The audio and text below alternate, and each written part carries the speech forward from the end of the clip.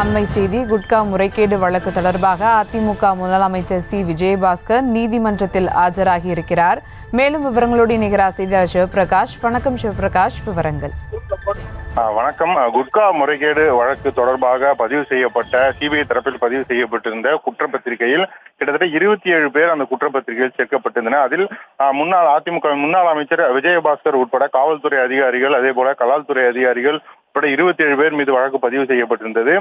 இந்த வழக்கு விசாரணையானது இன்று இங்கே சென்னை மாவட்ட ஆட்சியர் அலுவலகத்தில் இருக்கக்கூடிய அலுவலக வளாகத்தில் இருக்கக்கூடிய இந்த எம்பி எம்எல்ஏக்களின் வழக்குகளை விசாரிக்கக்கூடிய சிறப்பு நீதிமன்றத்தில் இன்று விசாரணைக்கு வந்தது. இதில் 27 பேரும், அதாவது குற்றம் சுமத்தப்பட்டு 27 பேரும் இன்று ஆஜராக வேண்டும் என்று இதற்கு முந்தைய விசாரணையின் போது நீதிமன்ற தரப்பில் அதுக்காக சம்மனும் அனுப்பப்பட்டிருந்தது. அந்த சம்மன் அனுப்பப்பட்டதன் காரணமாக இன்று இந்த நீதிமன்றத்தில் ஆஜரானவர்களில் முன்னாள் அதிமுக முன்னாள் அமைச்சர் விஜயபாஸ்கர் உட்பட கிட்டத்தட்ட 25 பேர் மொத்தமாக இந்த இன்றைய விசாரணைக்கு ஆஜராகி இருந்தனர்.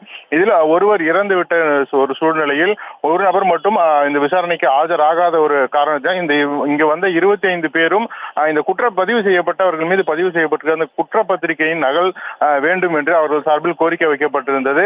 இந்நிலையில் இவர்களுக்கு அந்த குற்றப்பத்திரிகை நகல் வழங்குவதற்காக இந்த வழக்கு விசாரணையானது தற்போது இந்த மாதம் 23ஆம் தேதிக்கு ஒத்திவைக்கப்பட்டிருக்கிறது.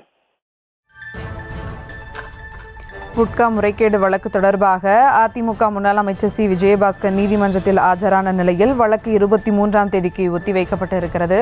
மேலும் விவரங்களுக்கு நன்றி சிவபிரகாஷ். செய்திகளை உடனுக்குடனும் துல்லியமாகவும் தெரிந்து கொள்ள சப்ஸ்கிரைப் பண்ணுங்க.